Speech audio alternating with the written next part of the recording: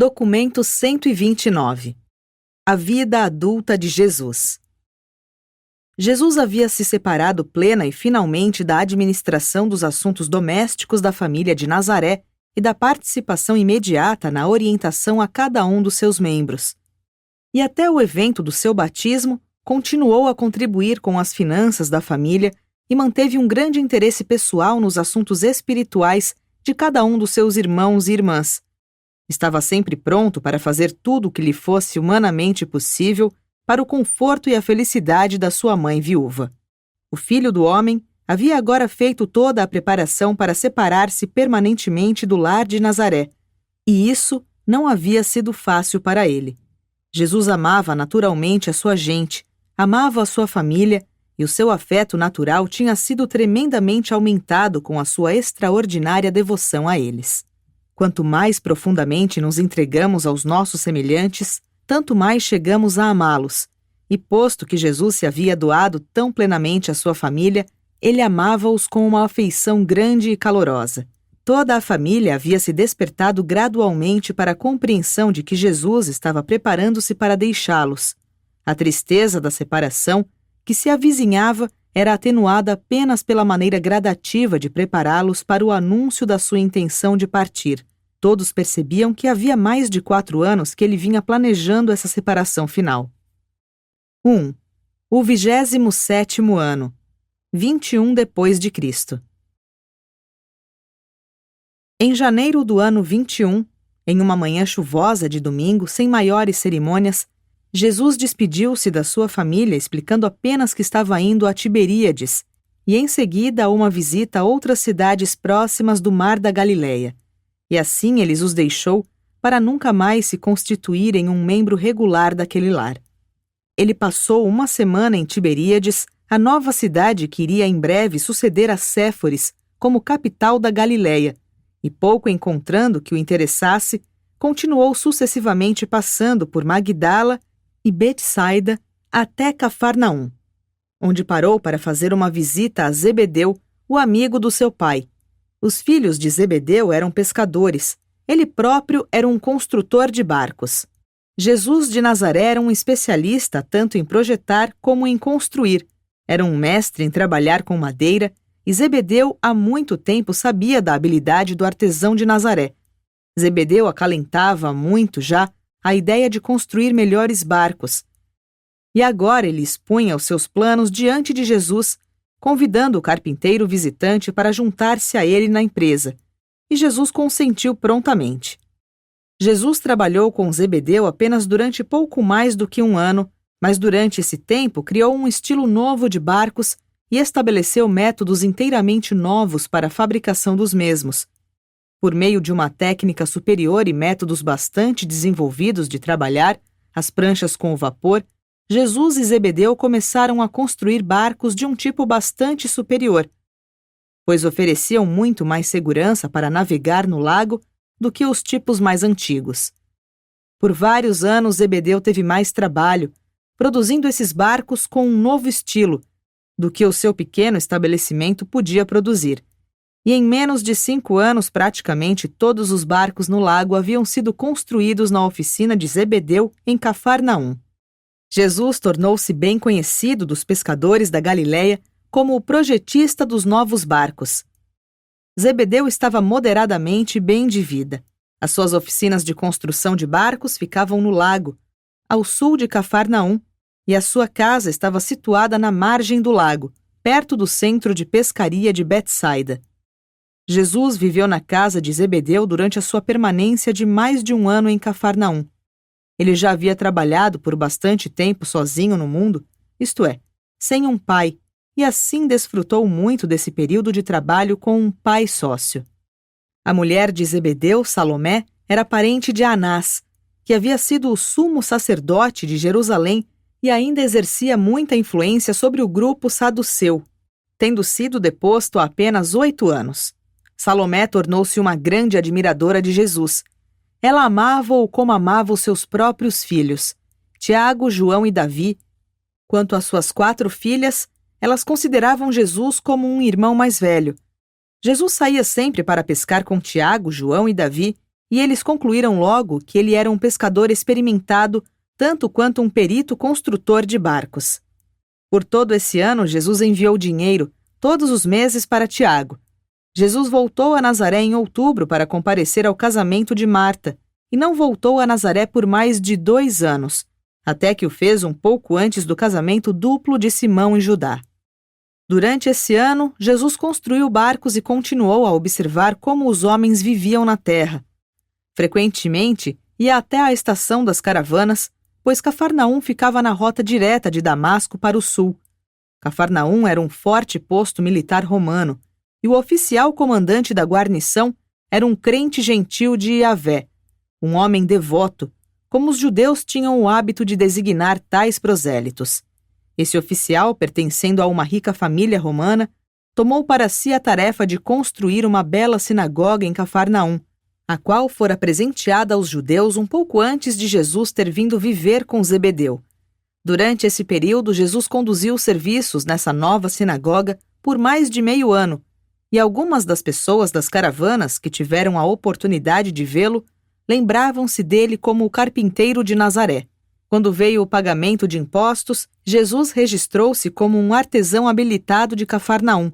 Desse dia em diante, até o fim da sua vida terrena, ele ficou conhecido como residente em Cafarnaum e nunca alegou nenhuma outra residência legal, embora por várias razões tenha permitido a outros designar a sua residência como sendo Damasco, Betânia, Nazaré e mesmo Alexandria. Na sinagoga de Cafarnaum, encontrou muitos novos livros nas estantes da biblioteca e passava pelo menos 5 tardes por semana em estudos intensos. Uma noite ele devotava a vida social com os mais velhos e uma noite passava com a gente jovem.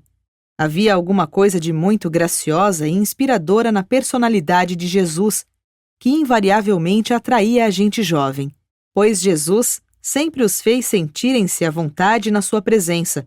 Talvez o seu grande segredo em dar-se bem com eles consistisse nos 2 fatos seguintes: que estivesse sempre interessado no que faziam e que raramente lhes oferecia conselho, a menos que o pedissem. A família de Zebedeu quase adorava Jesus e nunca deixou de estar presente às conversas, com perguntas e respostas que ele conduzia todas as noites após o jantar, antes de ir até a sinagoga para estudar. Os vizinhos mais jovens também vinham frequentemente para essas reuniões depois do jantar. Nessas pequenas reuniões, Jesus dava instruções variadas e adiantadas, tão avançadas quanto pudessem ser compreendidas. Falava bastante livremente com eles, expressando as suas ideias e ideais sobre política, sociologia, ciência e filosofia, mas nunca pretendia falar com autoridade final, exceto se tratasse de religião, a relação do homem com Deus. Uma vez por semana, Jesus fazia uma reunião com todo o pessoal da casa, da loja e dos canteiros de trabalho, pois Zebedeu tinha muitos empregados. E entre esses trabalhadores é que Jesus, pela primeira vez, foi chamado o Mestre. Todos eles amavam-no. E Jesus gostava dos trabalhos com Zebedeu em Cafarnaum, mas sentia saudade das crianças brincando ao lado da oficina de carpinteiro de Nazaré. Dos filhos de Zebedeu, Tiago era o mais interessado em Jesus como professor e como filósofo. João gostava mais dos seus ensinamentos religiosos e das suas opiniões. Davi respeitava-o como um artesão, mas dava pouca importância aos seus ensinamentos filosóficos e à sua visão religiosa. Frequentemente, Judá vinha no sábado para ouvir Jesus falar na sinagoga e ficava para conversar com ele. E quanto mais Judá via o seu irmão mais velho, mais convencido ficava de que Jesus era verdadeiramente um grande homem. Nesse ano, Jesus fez grandes progressos quanto à mestria ascendente da sua mente humana e alcançou níveis novos e elevados de contato consciente com o seu ajustador do pensamento residente. Esse foi o último ano estável da sua vida. Nunca mais Jesus passou um ano inteiro em um mesmo local ou em um mesmo empreendimento. Os dias das suas peregrinações pela terra estavam aproximando-se rapidamente. Os períodos de atividade intensa não estavam muito longe no futuro, mas entre a sua vida simples e intensamente ativa do passado e o seu ministério público ainda mais extenuante, estavam agora uns poucos anos de longas viagens e de atividades pessoais altamente diversificadas. O seu aprendizado como um homem do reino devia ser completado antes que ele pudesse entrar na sua carreira de ensinamentos e de pregação como o Deus-homem perfeito das suas fases divinas e pós-humanas, na sua auto-outorga em Urântia. 2. O 28º ano, 22 depois de Cristo. Em março do ano 22 depois de Cristo, Jesus despediu-se de Zebedeu e de Cafarnaum, pediu uma pequena soma de dinheiro para cobrir as suas despesas a fim de ir a Jerusalém. Enquanto trabalhava com Zebedeu, apenas pequenas somas de dinheiro haviam sido retiradas por ele, as quais a cada mês ele enviava à família em Nazaré. Um mês José viria a Cafarnaum buscar o dinheiro. No mês seguinte, Judá viria a Cafarnaum pegar o dinheiro com Jesus e levá-lo para Nazaré. O ponto de pescaria de Judá distava apenas uns poucos quilômetros de Cafarnaum ao sul. Quando deixou a família de Zebedeu, Jesus concordou em permanecer em Jerusalém até a época da Páscoa, e eles todos prometeram estar presentes àquele acontecimento. Até mesmo arranjaram para celebrar juntos a ceia da Páscoa. E todos se entristeceram quando Jesus os deixou, especialmente as filhas de Zebedeu. Antes de deixar Cafarnaum, Jesus teve uma longa conversa com o seu recente amigo e companheiro muito ligado, João Zebedeu. Disse a João que esperava viajar muito, até que a minha hora chegue, e pediu-lhe para ocupar o seu lugar na questão de enviar algum dinheiro para a família de Nazaré todo mês, até que acabassem os fundos que lhes eram devidos.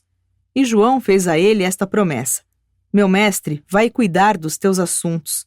Faze o teu trabalho no mundo, eu tomarei o teu lugar nesta, como em qualquer outra questão, e velarei pela tua família do mesmo modo como cuidaria da minha própria mãe e das minhas irmãs e irmãos.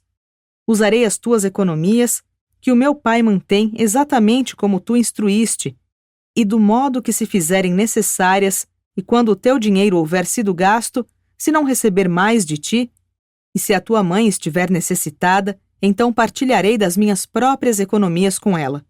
Segue o teu caminho em paz. Estarei no teu lugar para todas essas questões. Assim procedendo, depois que Jesus havia partido para Jerusalém, João consultou o seu pai Zebedeu a respeito do dinheiro devido a Jesus e ficou surpreso, pois era uma soma bastante grande.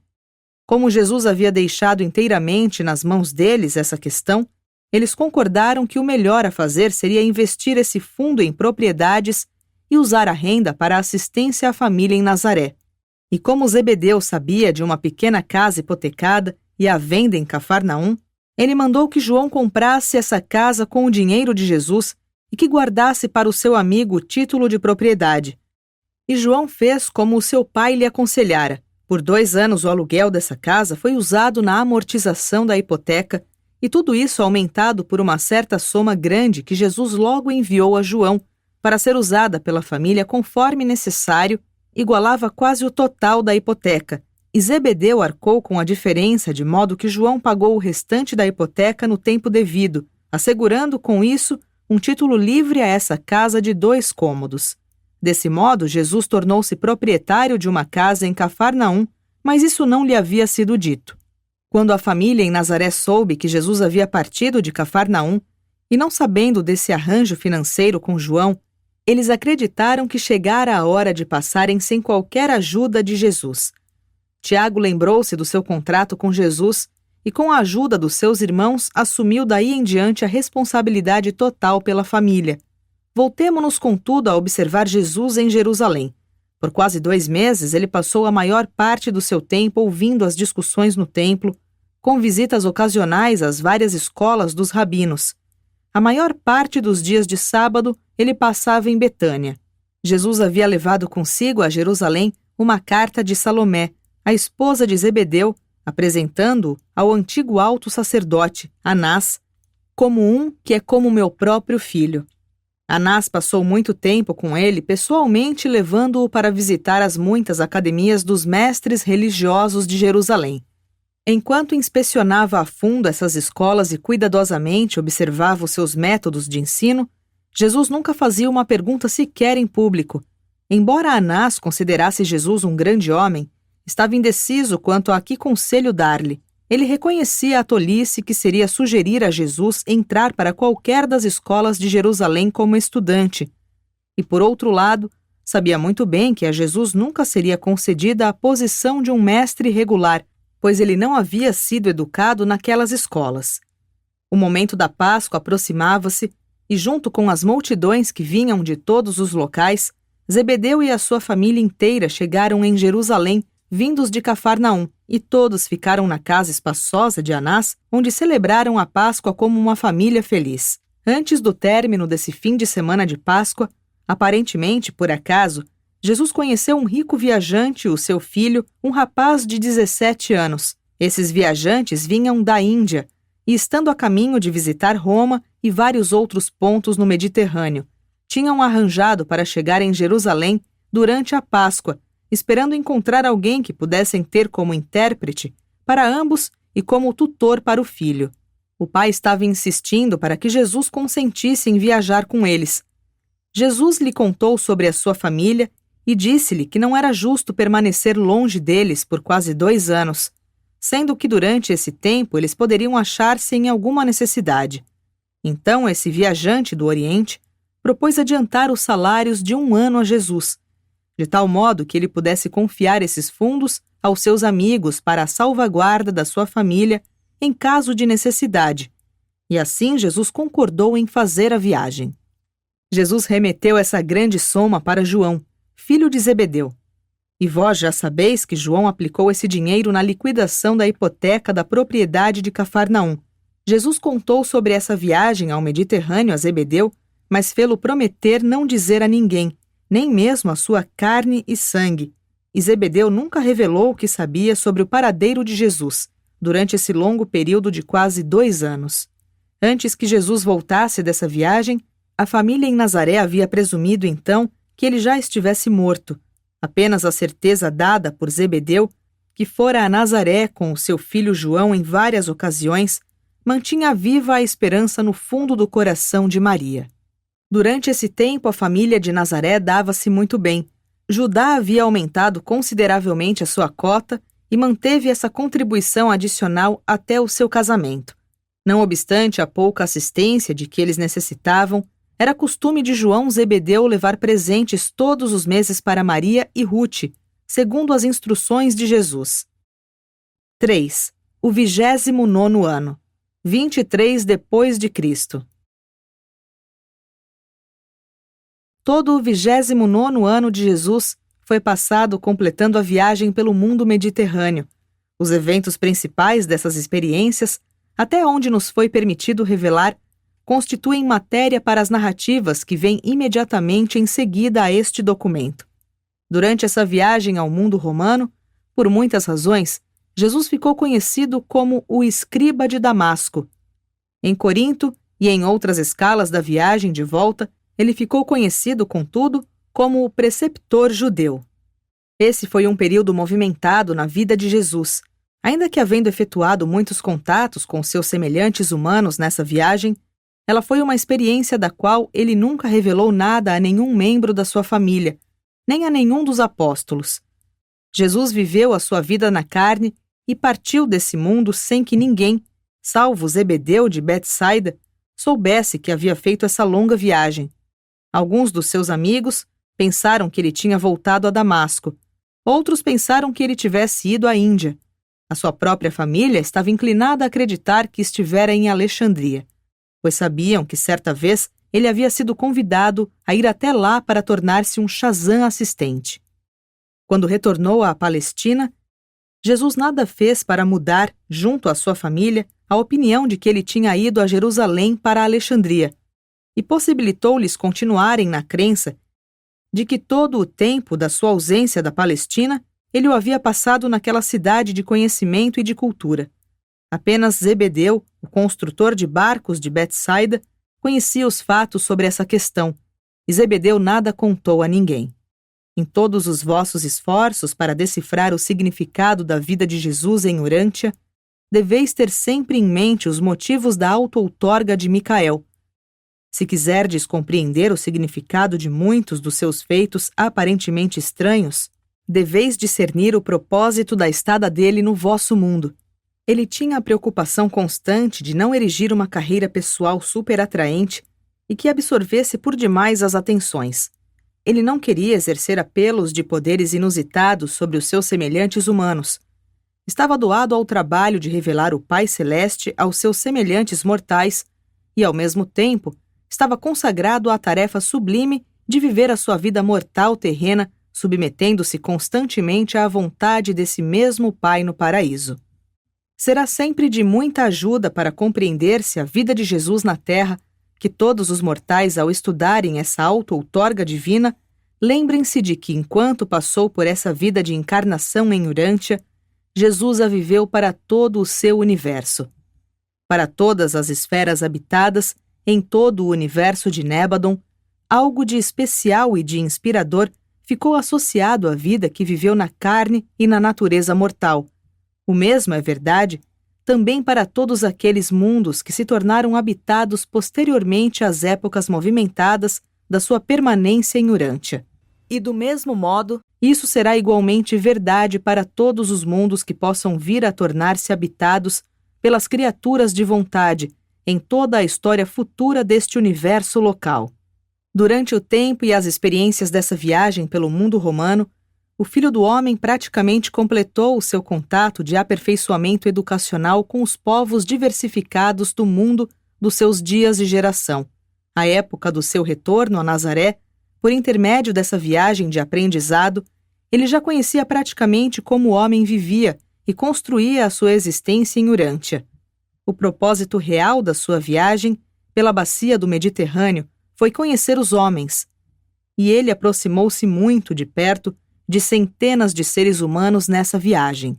Pôde conhecer e amar a todas as espécies de homens, ricos e pobres, poderosos e miseráveis, negros e brancos, educados e não educados, cultos e incultos, embrutecidos e espiritualizados, religiosos e irreligiosos, morais e imorais. Nessa viagem pelo Mediterrâneo, Jesus conseguiu grandes avanços na sua tarefa humana de mestria sobre a sua mente material e mortal, e o seu ajustador residente fez um grande progresso de ascensão e de conquista espiritual desse intelecto humano. Ao final dessa viagem, Jesus virtualmente sabia, com toda a certeza humana, que era um filho de Deus, um filho criador do Pai Universal. O ajustador tornava-se capaz cada vez mais de trazer à mente do Filho do Homem algumas memórias nebulosas da sua experiência no paraíso em ligação com o seu Pai Divino, bem antes mesmo de partir para organizar e administrar este universo local de Nébadon. Assim, o ajustador, pouco a pouco, trouxe à consciência humana de Jesus as memórias necessárias da sua existência anterior divina nas várias épocas de um passado quase eterno. O último episódio da experiência pré-humana de Jesus a ser trazido à sua consciência pelo ajustador foi a sua conversa de adeus com Emmanuel de Salvington, pouco antes de abandonar a sua personalidade consciente para embarcar na encarnação de Urântia. E a imagem dessa memória final da sua existência pré-humana tornou-se clara na consciência de Jesus, no mesmo dia em que foi batizado por João no Jordão. 4. O Jesus humano. Para as inteligências celestes do universo local que o observavam, essa viagem pelo Mediterrâneo foi a mais cativante de todas as experiências terrestres de Jesus, pelo menos em toda a sua carreira antes do evento da sua crucificação e do fim da sua vida mortal. Esse período foi o mais fascinante da sua ministração pessoal, em contraste com a época de ministério público, que viria logo em seguida. Esse período singular ficava ainda mais apaixonante, porque durante essa época ele ainda era o carpinteiro de Nazaré, o construtor de barcos de Cafarnaum, o escriba de Damasco. Ele era ainda o Filho do Homem. Jesus não havia ainda alcançado a mestria completa sobre a sua mente humana, e o ajustador ainda não havia gerado totalmente a contraparte da sua identidade mortal, e ele era ainda um homem entre os homens. A experiência religiosa puramente humana, o crescimento pessoal e espiritual do Filho do Homem quase atingiu o apogeu de sua realização durante esse que foi o seu 29º ano. A experiência de desenvolvimento espiritual foi de um crescimento consistentemente gradativo, desde o momento da chegada do seu ajustador do pensamento até o dia em que se completou e confirmou-se a relação humana natural e normal entre a mente material do homem e a dotação mental do espírito. O fenômeno de fazer dessas duas mentes uma única. Experiência esta que o Filho do Homem atingiu de modo completo e em finalidade como um mortal encarnado do reino no dia do seu batismo no Jordão. Durante esses anos, ainda que pareça que não se haja empenhado em tantos períodos de comunhão formal com o seu Pai no céu, Jesus aperfeiçoou de modo crescente os métodos efetivos de comunicação pessoal com a presença espiritual residente do Pai do paraíso. Ele viveu uma vida real, uma vida plena e uma vida verdadeiramente normal, natural e comum na carne. Conheceu pela via da experiência pessoal o equivalente na realidade à soma e à essência totalizadora da vida levada pelos seres humanos nos mundos materiais do tempo e do espaço. O Filho do Homem experimentou aquelas vastas gamas de emoções humanas que vão desde a alegria magnífica à tristeza profunda. Ele havia sido uma criança alegre e um ser de raro bom humor, e do mesmo modo foi um homem de tristezas e ambientado ao sofrimento. Num sentido espiritual, ele passou pela vida mortal de alto a baixo, do começo ao fim. De um ponto de vista material, poderia parecer ter ele escapado de viver os dois extremos sociais da existência humana, mas intelectualmente ele tornou-se totalmente familiarizado com a experiência inteira e completa da humanidade. Jesus conhece os pensamentos e os sentimentos, as preemências e os impulsos dos mortais evolucionários e ascendentes dos reinos, do nascimento à morte, pois viveu a vida humana desde o início da tomada de consciência física, intelectual e espiritual, passando pela infância, a meninice, a juventude e a vida adulta, e teve inclusive a experiência humana da morte. Não apenas passou por esses períodos humanos usuais e familiares de avanço intelectual e espiritual, como experimentou com plenitude aquelas fases mais elevadas e mais avançadas da conciliação entre o homem e o ajustador, que tão poucos mortais durante anos chegam a alcançar.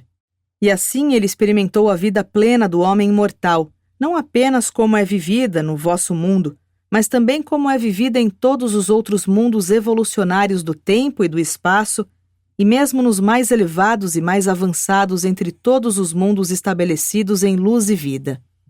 Embora essa vida perfeita que ele viveu à semelhança da carne mortal possa não haver recebido a aprovação universal e irrestrita dos seus irmãos mortais, a quem aconteceu serem os seus contemporâneos na terra, ainda assim a vida que Jesus de Nazaré viveu na carne em Urântia recebeu a aceitação plena e irrestrita do Pai Universal, constituindo-se ao mesmo tempo em uma mesma vida personalidade, na plenitude da revelação do Deus eterno para o homem mortal e na apresentação da personalidade humana, aperfeiçoada para a satisfação do Criador infinito. E foi esse o seu verdadeiro e supremo propósito. Jesus não desceu até Urântia como um exemplo perfeito nos detalhes, especialmente para qualquer criança ou adulto, homem ou mulher, em uma idade ou em outra. A verdade, de fato, é que na sua vida plena, rica, bela e nobre, podemos todos encontrar muita coisa que é exemplar de um modo raro e divinamente inspirador, mas isso se dá porque ele viveu uma vida verdadeira e genuinamente humana. Jesus não viveu a sua vida na Terra com o fito de estabelecer um exemplo para todos os outros seres humanos copiarem. Viveu essa vida na carne por meio da mesma ministração de misericórdia pela qual todos vós podeis viver as vossas vidas na terra, e viveu a sua vida mortal nos seus dias, e como o que ele foi, e assim estabeleceu o exemplo para todos nós, do mesmo modo vivermos as nossas vidas, nos nossos dias e como somos. Vós podeis não aspirar viver a vida dele, mas podeis resolver viver as vossas vidas como ele viveu a dele, e pelos mesmos meios. Jesus pode não ser o exemplo exato, técnico e detalhado para todos os mortais, de todas as idades, em todos os reinos deste universo local, mas ele é para sempre a inspiração e o guia de todos os peregrinos que vão para o paraíso, vindos dos mundos da ascensão inicial, atravessando um universo de universos e passando por Avona, indo até o paraíso. Jesus é o caminho novo e vivo do homem até Deus, do parcial ao perfeito, do terreno ao celeste, do tempo para a eternidade. Ao fim do 29º ano, Jesus de Nazaré havia virtualmente completado a vida como é esperada que os mortais vivam, enquanto permanecem na carne. Ele veio à Terra trazendo a plenitude de Deus para manifestar-se ao homem, e agora transformava-se quase na perfeição de homem, aguardando a ocasião de tornar-se manifesto para Deus, e tudo isso antes de completar 30 anos de idade.